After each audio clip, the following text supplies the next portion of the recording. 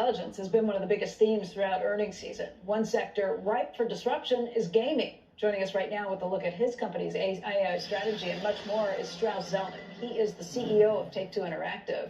This is his first television interview since the company reported fourth quarter results last week, with revenue beating the street and signals of a very strong future slate of games. And I think that's the headline here. Strauss, thanks for coming in today. Thanks for having me. Great to be here. All right, so this was huge news. You are not somebody who, is big on theatrics or is into hyperbole or any of those things. But last week, when you talked about your earnings and your guidance, you said that you're going to be looking at more than $8 billion in revenue next year for games. And that's 45% ahead of the midpoint of the street's estimates on things. That is huge, huge news.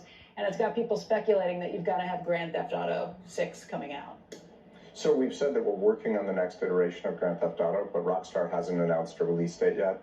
We've been working on this huge pipeline. We have 36 titles coming to market in fiscal 25 and 26, and we obviously have high expectations. And you're right, we typically don't talk about future years. We typically give guidance, and we try to go right down the middle. That's what we're supposed to do. In this instance, we wanted to give the street the transparency it's been asking for. So we basically gave an outlook for this fiscal year and subsequent too. And what's interesting is we have high expectations for fiscal 25, but we also expect sequential growth in fiscal 26. I mean, you look at the stock jump, it was up more than 10%, more than 11%, I think. This is huge news because you have a lot of new properties that are coming out, but you're usually pretty conservative about new things that have not been out there in the past. Generally, we like to have success before we talk about it. So what makes you so sure this time? We've been working on this pipeline for a long time, and we have a pretty good ability to predict the performance of new iterations of existing franchises. Like Grand Theft Auto? And we have 14 franchises that have each sold over 5 million units in an individual release. Titles like Red Dead and Borderlands, BioShock, Civilization, and many others. Part of what you've been able to do, too, is raise prices. Even though consumers are a little more cautious about things, what have you seen in terms of your ability to connect with people and to have price increases? Well, on a real basis, of course, we've been lowering prices for a long time because we haven't even kept up with inflation, not even close over the past 20 years. And we offer this extraordinary amount of entertainment because people will play an individual game for 30, 50, 100 hours or more.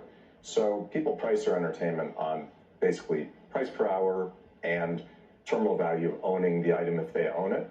And we think the price per hour is very modest in consumers' mind, and they get a great value. A 2-hour concert costs you $150. Right. $70 for a software. And you could be playing for hundreds of hours. Just tell me something. I want to know where we are in the process here. People were playing a lot of games during the pandemic, and then it came off?